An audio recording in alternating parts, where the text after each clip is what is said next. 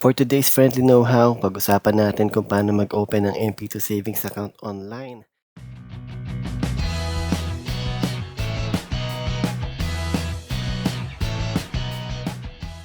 Mag-open lang tayo ng browser and then type natin Virtual Pag-ibig, then enter. Sa website ni Pag-ibig, click natin Be a Member, and then apply for MP2. Bago tayo magsimula, handa natin ang mga kailangan nating requirements para ready na tayo mamaya.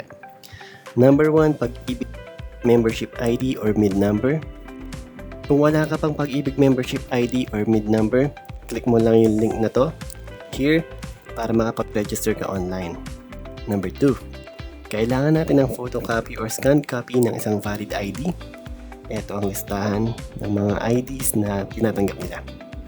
Siyempre, number 3, selfie to showing your ID. Number 4, photocopy or scanned copy ng inyong proof of income. Number 5, if you are a former natural-born Filipino, you need to provide a photocopy or scanned copy of your Philippine passport. Number 6, certificate of reacquisition or retention for Philippine citizenship. Kung ready na, certify na lang natin yung terms and condition. Next step is i-validate lang natin ang Pag-ibig membership ID natin. Again, kung wala ka pang Pag-ibig membership ID or MID number, click mo lang yung link na to para makapag-register ka online. So dito, kailangan lang natin input yung membership ID or MID number natin. Membership last name, members first name, date of birth, and then click validate. After natin i-validate ang Pag-ibig membership natin or MID number, lalabas dapat yung you are eligible. And then pwede natin kumpletuhin yung contact details natin bago tayo magpatuloy. Kung ready ka na mag-open ng Pag-ibig MP2 savings account, click yes lang at may OTP tayo na marireceive. Input natin yung OTP, and if hindi natin siya ma-receive within 10 minutes, click lang natin tong did not receive OTP, click here. And then review natin yung enrollment details natin dito. If mapapansin natin yung dividend payout niya is locked na siya. So 5 years na lang siya or end term na lang yung dividend payout niya. Wala na siyang option para i-withdraw annually. Dito naman sa baba, pwede tayo mamili ng mode of payment or kung paano natin gustong hulugan yung MP2 savings natin.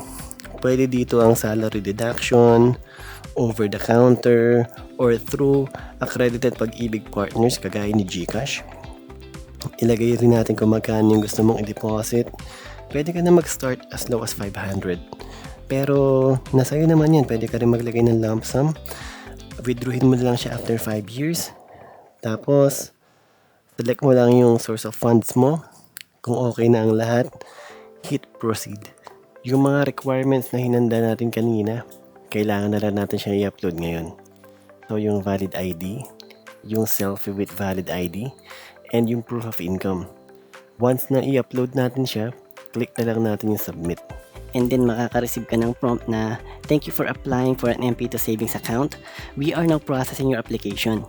Please expect the message from us informing of the next step to open your account." So for your reference, here is the MP2 savings tracking number. Sa experience ko, naka-receive ako ng message sa kanila after a couple of days informing me na okay na yung yung application ko kay MP2. Kailangan na lang natin gawin is mag-intay ng confirmation from Pag-ibig.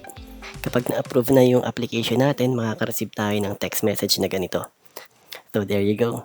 Ayun na, nakapag-fill up na tayo and meron na tayong MP2 account.